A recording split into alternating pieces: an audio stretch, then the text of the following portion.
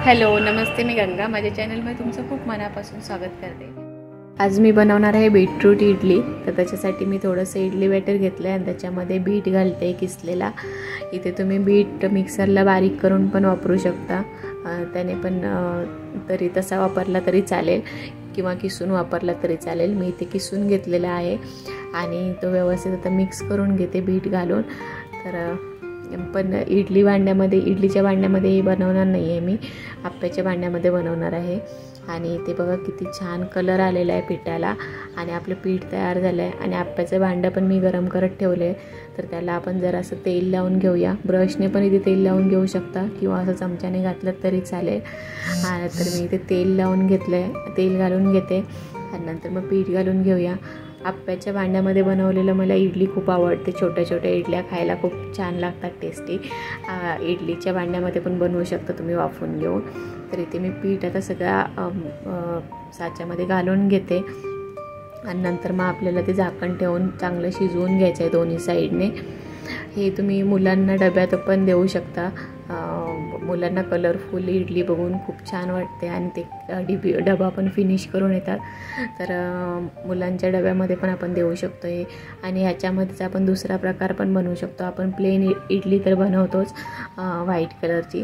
तर याच्यामध्ये जर कलरफुल तुम्हाला मुलांना द्यायचं असेल डब्यामध्ये तर ही बीटरूटची इडली देऊ शकता, गुलाबी कलरची. किंवा मग पालक घालून तुम्ही ग्रीन कलरची इडली पण बनवू शकता.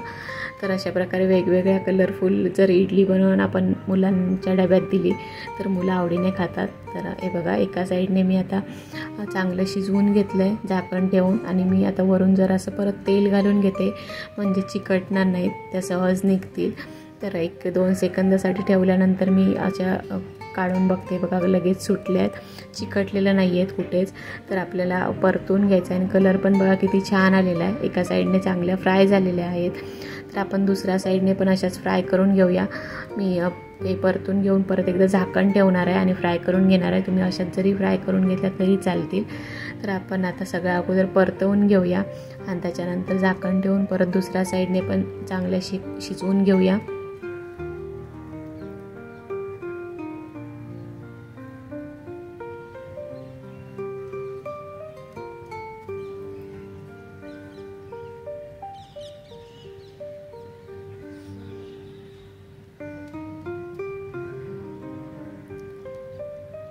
आता मी इथे झाकण ठेवून शिजवून घेतलेलं आहे. दुसऱ्या साईडने पण फ्राय करून घेतलेलं आहे. आता मी काढून दाखवते तुम्हाला.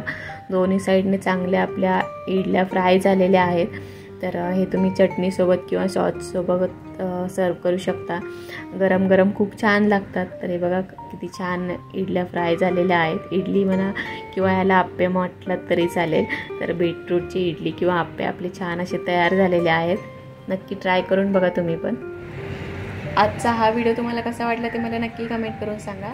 हा व्हिडिओ जर आवडला असेल तर व्हिडिओला लाईक करा, शेअर करा आणि माझ्या चॅनलला जर तुम्ही अजूनपर्यंत सबस्क्राईब केलं नसेल तर प्लीज सबस्क्राईब करायला विसरू नका. सोबतच बेल आयकॉन पण प्रेस करा, म्हणजे मी जे पण व्हिडिओ अपलोड करेन त्या सगळ्या व्हिडिओचं नोटिफिकेशन तुम्हाला मिळेल आणि तुम्ही माझे सगळे व्हिडिओ बघू शकाल. थँक्यू.